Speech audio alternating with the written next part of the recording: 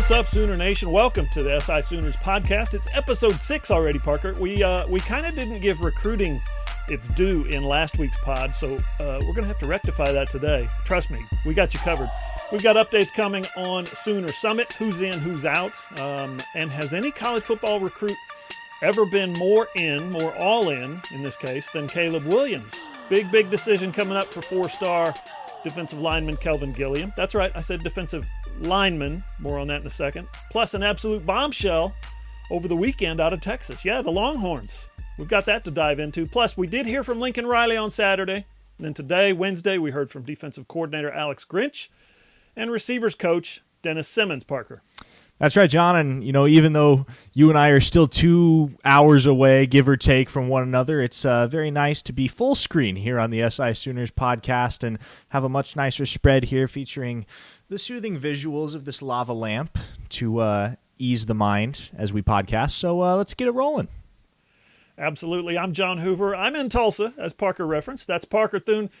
He's in Norman, and we are currently steering the fastest boat in the fleet, known as SI's College Network. That's right, SI Sooners, allsooners.com, is number one across the all 100 or so websites in the SI College Network, guys.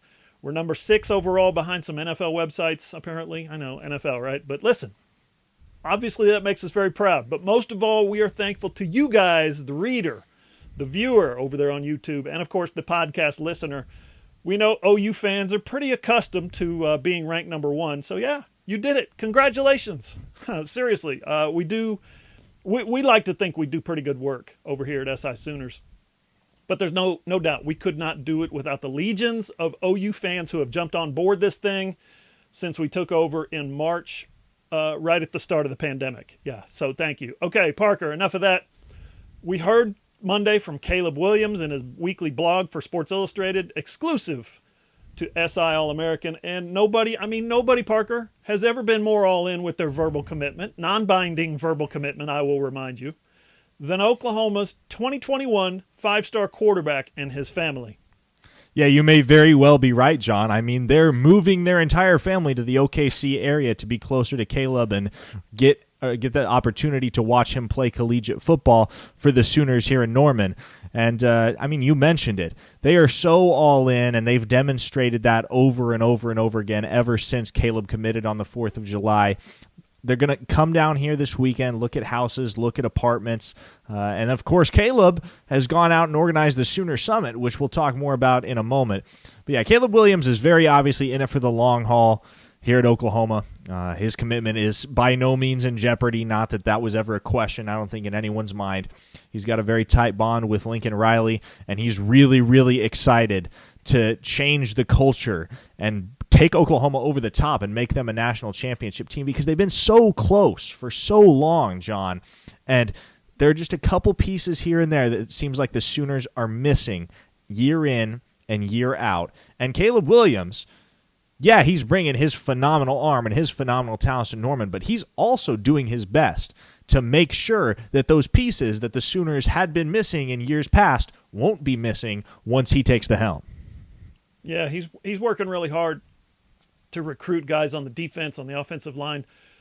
To be clear, just so people don't misunderstand what you said when you said change the culture, we're talking about national championships versus Big 12 championships and playoff appearances. That's what you're talking about by changing the culture, taking it to the next level. I got to thinking today, I don't know why, the thought jumped into my head when Baker Mayfield, Parker, comes to Norman, or when Kyler Murray comes to Norman. I'm sorry, this is funny to me. Do you think that they avoid Alex Grinch because, meeting him or seeing him, shaking his hand, talking to him, because it just makes them sad? Because they had teams that were absolutely loaded. They've got guys all through the NFL off of those two teams, 2017 and 2018. And the best they could do was getting into the first round of the playoff. You think maybe they kind of avoid that because it just makes them sad, Parker? I mean, definitely. And, you think back to that 2017 team in particular, I would posit that that's one of the most talented teams that college football has ever seen, at least over the last 2 or 3 decades.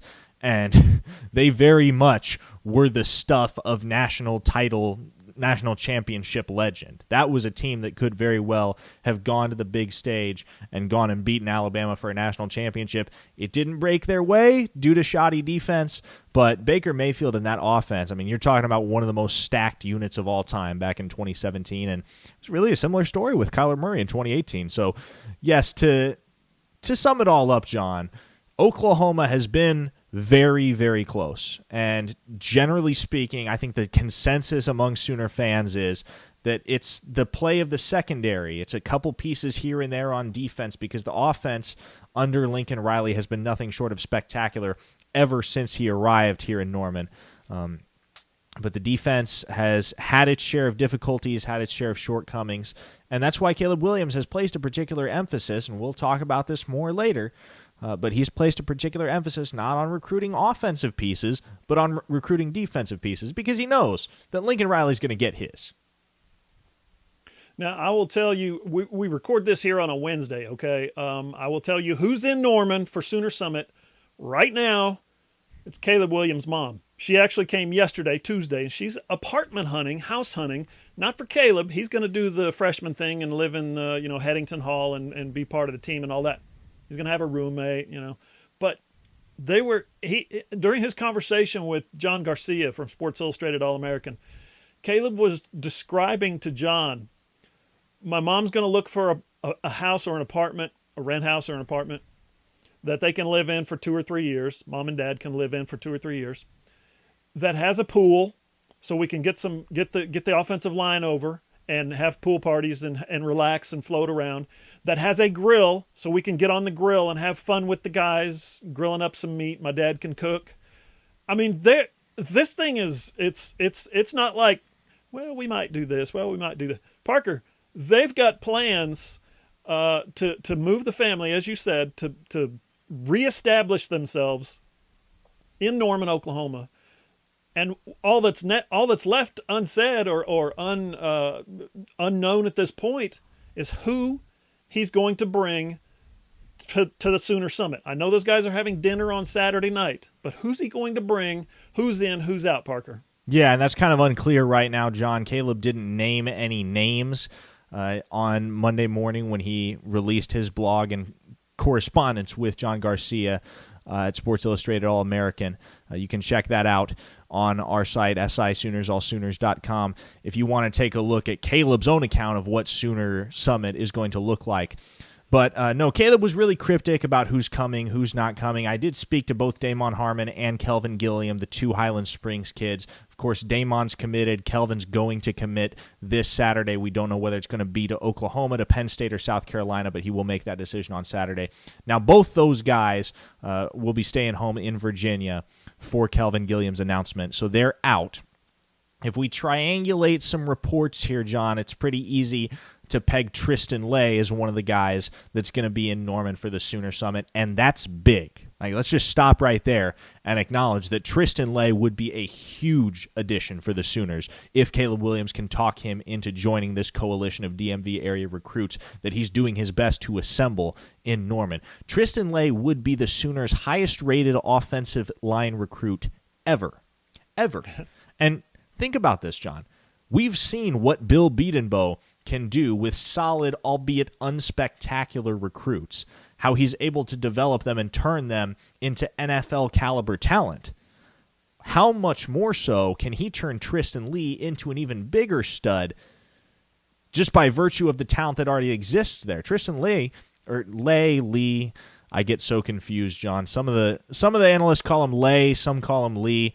Kelvin Gilliam, I go with what he said. He said he pronounced it Tristan Lay, so that's what we're going to go with for now. But Tristan Lay is widely considered one of the top 20 prospects in America, easily the top prospect in the state of Virginia, and one of the best offensive line prospects of the last several years. He would be, I would say, the biggest addition among the guys that have a realistic shot of coming to Oklahoma right now. We don't really know where Emeka Egbuka stands, but it kind of looks unlikely at this point. That could change. But out of the guys that have a realistic shot of committing to Oklahoma, Tristan Lay has got to be number one on the priority list for both Caleb Williams and Lincoln Riley, and Bill Bedenbaugh, for that matter. Let's call him Lay from here on. That works for me. Up next on the SI Sooners podcast, we're going to dive a little deeper into the world of recruiting.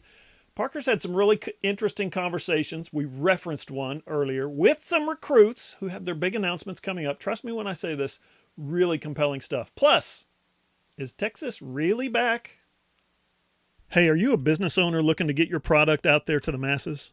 Let's say you run a hotel in Norman or a car dealership in Oklahoma City or a restaurant in Edmond. Or maybe you're a small online business who creates and sells OU merchandise and you just want Sooner Nation to come sample your wares. Well, then consider advertising in this space right here on the SI Sooners podcast. SI Sooners reaches thousands of readers, viewers, and listeners literally every day.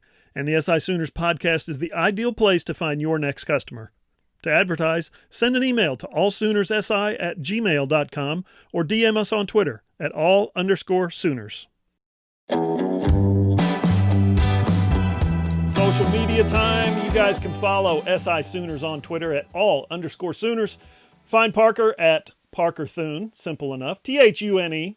And I'm going on almost 10 years now. I think I might have just passed 10 years on Twitter at John E. Hoover. Parker's also on Instagram at Parker Thune, and I'm on Facebook at John E. Hoover Media. And when you're not watching videos at SI Sooners, if you're an OU fan, you should probably check out all the OU videos I post over on my YouTube channel, John Hoover Media. Quick search, easy peasy, I pop right up. Okay, Parker, here we go. Let's start south of the Red River first. Tom Herman has a commitment from the greatest quarterback in the history of quarterbacks, better than Peyton Manning was in college, better than Tom Brady was in the pros, better than, Shane Falco or Paul Crewe was in Hollywood. Quinn Ewers is committed to Texas. Parker, is Texas back? Oh, let's pump the brakes here, John. Come on now. Come on now. It's no secret that Texas has been able to recruit over the last decade. If they've done nothing else, they've recruited well. And that's what makes the last decade or so of Longhorn football that much more disappointing, is because they've consistently recruited better than any other program in the Big 12. They just haven't done anything with it. And so, yes, you mentioned Quinn Ewers, the sixth player in history to receive a perfect 1,000 rating from 24/7 Sports composite metric. So this guy's a big deal. And everybody, whether in the DFW area or outside, acknowledges that this guy is likely the best quarterback prospect to come out of South Lake Carroll for sure, maybe the best quarterback prospect to come out of the state of Texas, and some would argue the best quarterback prospect in history. That's a mouthful. It sure is. But yeah, Quinn Ewers carries a lot of hype. Now, is that hype entirely justified? I'm not sure. I think we need to see another year of him to figure out whether he's really all that. But the numbers as a sophomore for him at South Lake Carroll High School, undoubtedly impressive. 45 touchdowns, 3 interceptions. He's got a phenomenal arm and an ability to throw on the run, off balance.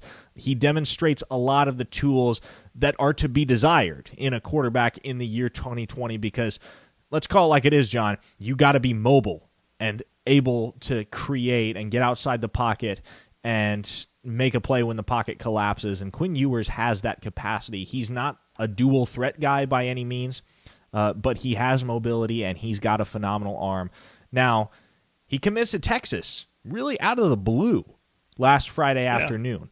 And I think everybody was a little shocked by that because, with the kind of prestige that a guy like that carries, he generally will wait till his junior or senior year before he pulls the trigger. Quinn Ewers is just a rising junior at South Lake Carroll, so he's got 2 full years of prep ball left to play. Now, I will say, I don't know how solid of a commitment this is. I quite frankly would not be surprised if we saw Quinn Ewers decommit down the line, but let's hypothesize and let's posit for the moment that he stays committed to Texas. That Red River Showdown, John, is going to be a ton of fun circa 2023 when you got Caleb Williams on one side, Quinn Ewers on the other, the 2 best quarterback prospects of the 2021 and 22 classes respectively, just going at it. That's going to be a firefight, and I'm excited. That's pretty cool. Good way of looking at it.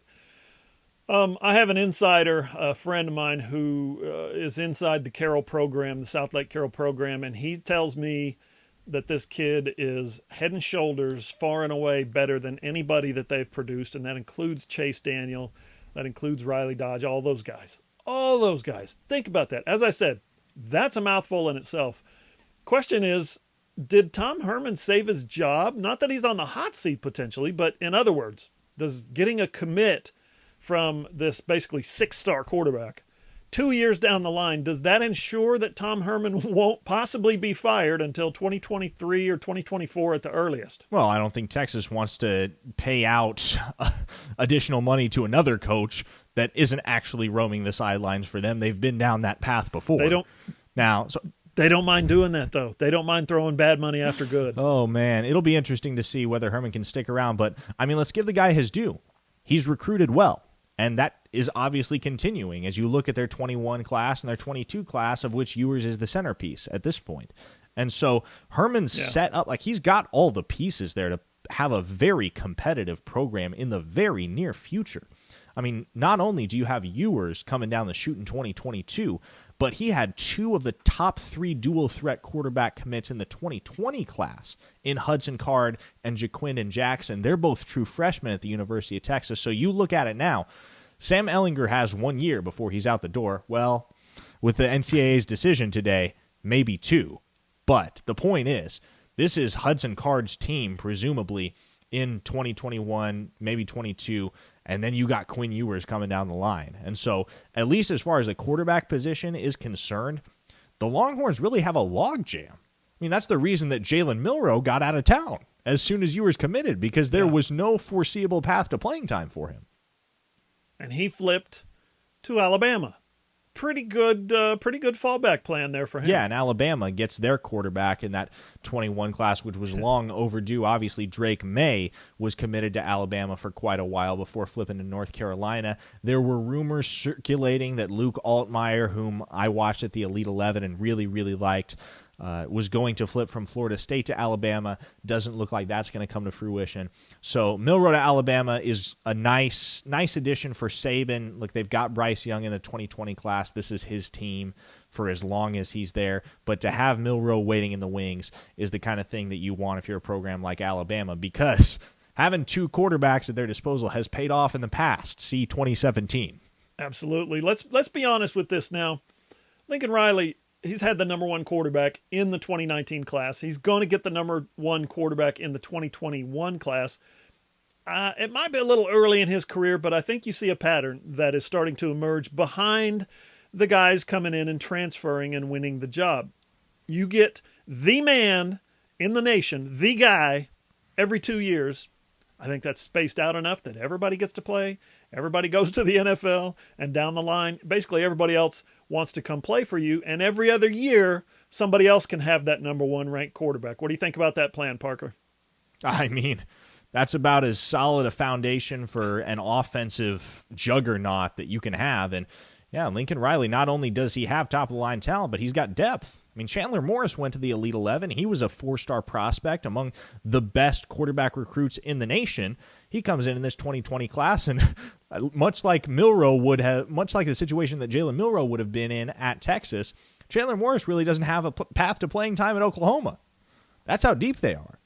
Should be fun to watch. Parker, you had a very interesting, fascinating, really, conversation with Kelvin Gilliam, the big defensive lineman from the DMV area, and I call him a lineman because he said he's talked with Calvin Thibodeau about playing multiple positions across the OU front. Not just one, not just the 3 technique, not just the 6 technique. He wants to play multiple positions and be available. Can you tell us about your conversation and his big announcement coming up on August 22nd? Can you elaborate on that? Yeah, so Kelvin has emphasized time and time again, John, that just because his best friend Damon Harmon committed to Oklahoma does not mean he's following suit. That said, I think Sooner Nation should be very encouraged with where they sit heading into this weekend and Kelvin Gilliam's announcement, especially given that Marcus Burris committed to Texas A&M last Saturday. I firmly believe that the Sooners eased off their pursuit of Burris because they maybe knew that they were in a good position to land Gilliam. And as you mentioned, John, the Sooners are making a point to recruit versatile defenders, both on the defensive line and in the defensive backfield. And Gilliam is a versatile guy. He's a guy that right now is a defensive end, but projects more as a defensive tackle if he bulks up heading into college. And you can put him all over the line. He kind of fits the mold of like a Jalen Redmond, for instance. And so as I look at what the Sooners want from Kelvin Gilliam and how he fits into their scheme and how he fits into their vision, as well as what he's expressed to me, the kind of vision that he's looking for, it's a real natural match in my mind for him to come to Oklahoma. And folks, by the way, all this content, all these interviews, all these videos, you know where to find them. SI Sooners, allsooners.com, including an upcoming conversation that Parker has had with Jacob Sexton. Parker, what can you shed about that conversation? Yeah, so John, as some of our readers will know, I've kept close tabs on the top 3 Oklahoma prospects for the class of 2022. Gentry Williams out of Booker T. Washington and Tulsa, Talon Shetron, Edmond Santa Fe, and then Jacob Sexton of Edmond Deer Creek. Sexton, big offensive lineman, 6'5", 285 pounds, 4-star guy.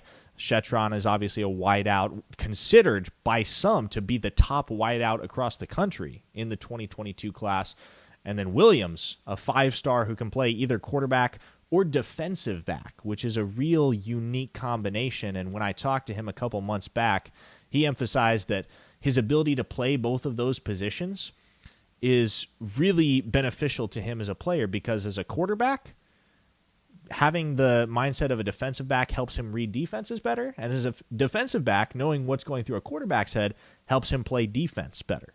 But in terms of the conversation that I had with Sexton, he's really excited for the potential of high school football in 2020, and obviously we don't know whether that's a sure thing or not at this point. So much can change in such a short amount of time, as has become evident. But Sexton told me that he's really been emphasizing his improved pass protection, and he said he's a natural run blocker, but he views pass protection as something of a weakness in his game, and he wants to refine those skills before he takes his talents to the collegiate level. And so in terms of where he's leaning, I straight up asked him if he was leaning one way or another. He said at this point in time, he's keeping all his options open, seeing where this fall goes, and then he'll start to look at committing more seriously. There you have it. Parker Thune killing it on recruiting for SI Sooners, allsooners.com. Up next on the SI Sooners podcast, we're going to get into some Zoom calls. What did Lincoln Riley say about his quarterbacks? What did Alex Grinch say about his linebackers? And what did Dennis Simmons say about his wide receivers? Hey there, loyal listeners. Parker Thune here with SI Sooners. Are you a business owner looking to get your product out there to the masses? Let's say you run a hotel in Norman, or a car dealership in Oklahoma City, or a restaurant in Edmond. Or maybe you're just a small online business who creates and sells OU merchandise, and you want Sooner Nation to come sample your wares. Consider advertising in this space right here on the SI Sooners podcast. SI Sooners reaches thousands of readers, viewers, and listeners literally every day, and the SI Sooners podcast is the ideal place to find your next customer. To advertise, send an email to allsoonersi@gmail.com or send us a direct message on Twitter at @all_Sooners.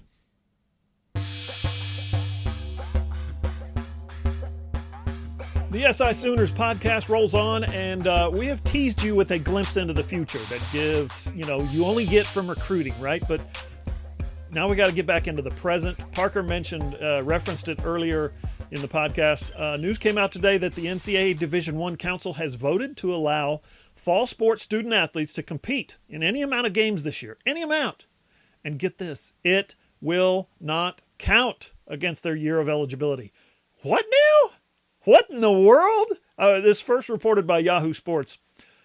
Still needs to be approved by the NCAA Board of Governors when they meet on Friday. But my gosh, where did this come from? You talk about an altruistic turn by the NCAA from heavy-handed and tone-deaf to, oh, you poor kids, you want to play during a pandemic? Okay, everybody gets a year of eligibility added. Unreal, Parker. Well, John, at this point, I think the NCAA is starting to sense their amateurism model crumbling and are willing to take any measure to try and save it, or at least patch it up for the time being. And so I think that's what this move is rooted in, is the fact that they want to avoid any conversations about the FBS becoming entirely its own separate entity, or about college athletes unionizing or receiving some form of compensation. I feel like it's just a way for them to appease all of the athletes that have expressed dissatisfaction with the way that the NCAA has handled the pandemic and its effect on the 2020 season. And so for me, they're just kind of kicking the can down the road, and it's nice of them to let this happen, and the athletes, I'm sure, appreciate it. And it's kind of a way to hedge your bets and make sure that nobody is too furious, because obviously you got some football conferences playing in the spring, you got some still trying to play in the fall. And so they're just trying to cover all their bases at this point, is what it looks like to me. It's pretty crazy. Another quick item before we wrap it up. Mark Blaudschen, a longtime college football reporter for the Boston Globe, he retired and he started a little venture called TMG, the Media Guys, with Tony Barnhart, Chris DeFresny, and Hoops Weiss, and some other guys. Well, they fall under the Sports Illustrated Maven umbrella now, and Mark reported today that OU, get this, has leaned against its Big 12 brethren, is the way he phrased it, in not wanting to play sports this fall. That Oklahoma was basically going along to get along, but they would play amid a dissenting vote, or almost maybe like a silent protest. Well, of course, I saw that, and I immediately fired off some text messages, reached out to multiple OU sources, and yeah, it turns out that that's not exactly true. In fact, it's actually 180 degrees counter to everything that we've been hearing out of Norman, that OU really does, in fact, want to play. My sources reminded me that OU just today held a 2-hour staff meeting, everybody on board, just today, to go over stadium procedures on game day. So that's where OU is leaning, just to be 100% clear. Okay, Parker, we'll get to today's press conferences with Alex Grinch and Dennis Simmons in just a minute. But first, what stood out to you from Saturday's Zoom call with Lincoln Riley? Well, I think a lot of people, John, were very concerned to hear that the Sooners had 9 positive COVID-19 cases after the players had been given 5 days off.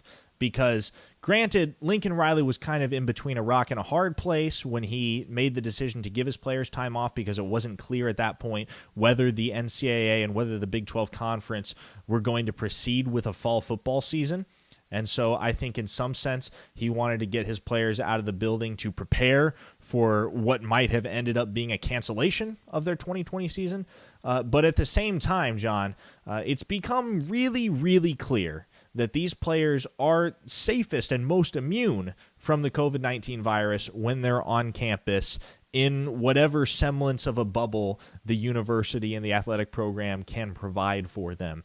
And so, honestly, I think the public perception, John, of this whole ordeal was, well, what did you expect sending these guys off campus? Like, you had, at some level, you had to expect that some of these guys were going to come back positive. And Riley did state that over 75% of his team stayed local in Norman. We don't know how many of those positive cases came from players that traveled outside of Norman. But it's really a big step backwards, John, because the Sooners hadn't had a positive case since July 1st. And then all of a sudden, send the players away for 5 days, you got 9 of them. So, if anything, John, I think what this does is it provides a lot more credence to the notion that these athletes are safest when they are on campus. Yeah, and Lincoln, within the confines of their athletic program. 100% agreed. Lincoln mentioned several times, this is not the NBA. We don't have these guys in a quote-unquote bubble. He said that all 9 of the infections were community-based infections, meaning they didn't get it from on campus. They didn't get it from each other. Somebody got, you know what I mean? Somebody went out and got it, went to a nightclub or went home for the weekend or whatever it was and got it that way. I was fascinated by his... I was one of those ones when he told us, or when the press release came out that OU 2 Fridays ago had a positive test, had 1 positive for the first time in a month, and that he was cutting them loose. My first reaction was, well, that's dumb. You don't want to cut these guys loose during a pandemic. They're going to come back. You're going to have positives.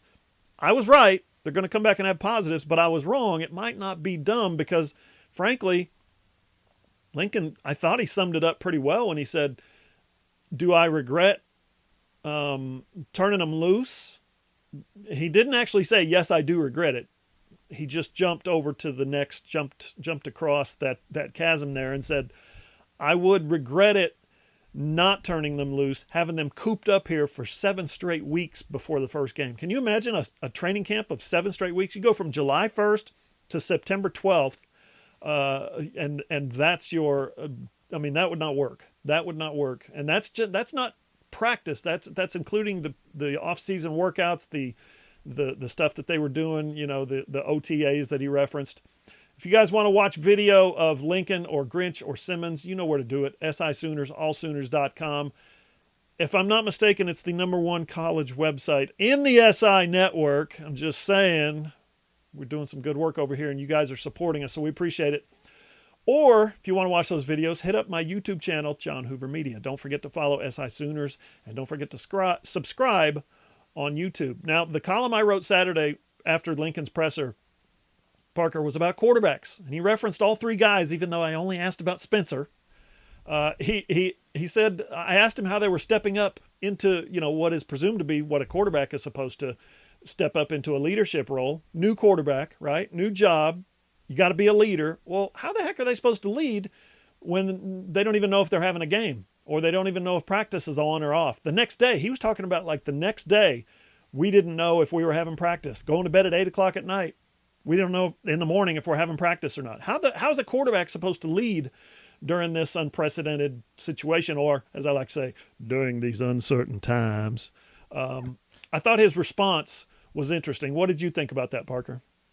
Yeah, well, I mean, it's a good point, John, but at the same time, how does anybody deal with a global pandemic and the havoc that it's wreaked on the sports world? The reality is everything's in limbo all the time, and that's just kind of further evidence of that. And I get it. I get that quarterbacks, in order to function as the natural leader of the offense and potentially the team, have to be able to take some sort of leadership. But also, we're just at a point in time here in 2020 where nothing's a sure thing, at least in the long term. And so everybody kind of has to adapt and be willing to be flexible. And I'll loop in what Alex Grinch said today in his presser, John, which is that he said that the team has, on the whole, done a very good job of blocking out the circumstances and shoving that down in the back of their minds to make sure that they're preparing for their 2020 season and getting ready and hitting the weight room hard and building a brotherhood with one another.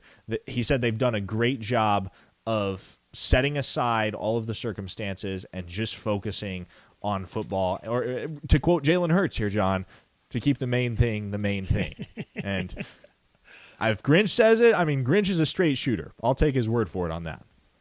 God, I thought we'd never hear those words again, Parker. Thank you so much for bringing that back. Now, you mentioned Alex Grinch today. Dennis Simmons also talked to the press. So I jotted down some notes on Grinch. But first, Parker, I want to get what your takeaways were on Dennis Simmons' presser. Yeah, well, Simmons was very complimentary of his entire wide receiver room. He's obviously the outside wide receivers coach, associate head coach, but he mainly focuses on coaching up the wide receivers. And he got an interesting group this year, John. The Sooners lose CeeDee Lamb. They lose Nick Basquin, A.D. Miller, and Lee Morris. So you lose a lot of experience. 3 of those guys were 5th years or beyond. And then obviously CeeDee Lamb, although he was just a junior, was the most productive receiver that the Sooners have had in a long time. So you lose several key cogs in that wide receiver room. But what Simmons emphasized was that the transfers, Theo Howard and Obi Obialo, have not only flashed their potential, but they've also been great mentors to the younger guys. He said, and this is a direct quote here, all of them want to be the guy. And in a room where you've got 3 top recruits in that 2019 cycle, if you recall, Jaden Hazelwood, Theo Weiss, and Trajan Bridges. Of course, Hazelwood is rehabbing, but you still got 3 guys right there with a very, very high ceiling. Charleston Rambo, some are touting him as a first-round pick in next year's NFL draft.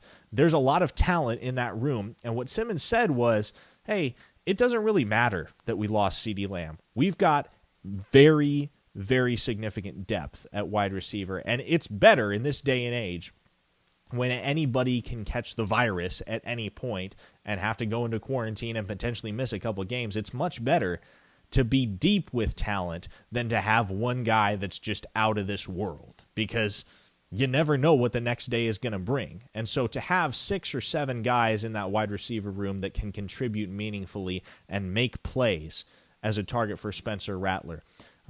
Dennis Simmons said that he's very, very pleased with how that room has come along and where they stack up heading into the 2020 season. I've always thought football, offensive football and explosive offensive football was better if you had a go-to guy at a receiver. If you had a 1,000-yard receiver that you knew every time, no matter who it was, you can name the names of the last 5 or 10 years, 15 years from the Sooners. Certainly, they've had that kind of go-to guy every year. When they haven't, when they've just said, yeah, we got good depth, you've seen the offense kind of tail off a little bit. A lot of that is quarterback-driven, of course. But I want to get to some Alex Grinch stuff. Guy was just a freaking quote machine today. Just wow, Alex Grinch. He talked about the euphoria of returning to practice. I got my notes here. Euphoria of returning to practice. How many defensive coordinators use the word euphoria? He was asked about Caleb Kelly. He said it makes you sick to your stomach, and that in 2 years in a row now, nobody deserves that. I thought that was pretty profound. He got a good question about Trey Norwood, and he said exactly what we've been thinking all offseason. Oh, yeah, remember this guy? I mean, that's exactly what we've been thinking. Who's going to start at this position? And then, boom, you forget about Trey Norwood, who was hurt all of last year. He was going to be a starter before last season. He said that Trey could probably, and I love this, compete for time at any of the 5 positions in the secondary. Think about that. Either corner, either safety, or the nickel. The Sooners had a scrimmage on yesterday, and Grinch said the tackling, of course, was very poor. He said, then you remember that it had been 8 months since they've been on the field. And he said, you don't want to make excuses, but 8 months is 8 months. He said he did enjoy the film, which I thought was interesting, except for this one screen pass that he said kept me up late last night. I asked him about the potential movement at linebacker with Caleb Kelly out. He said it's kind of like that at several positions. COVID and positive tests and quarantines coming up, likely.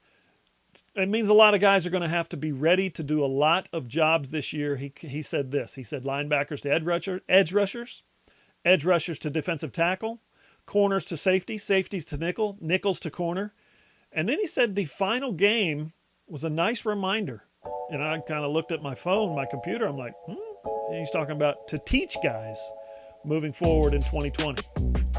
Listen to this podcast on iTunes or Spotify, wherever you get your podcasts, or just go to our website, allsooners.com, and click on the player. Listen on either your smartphone or your computer, whatever. It's all there. And if you're more of a visual learner, you know what to do. Check out the video version over on my YouTube channel, John Hoover Media. For Parker Thune, I'm John Hoover. See you guys.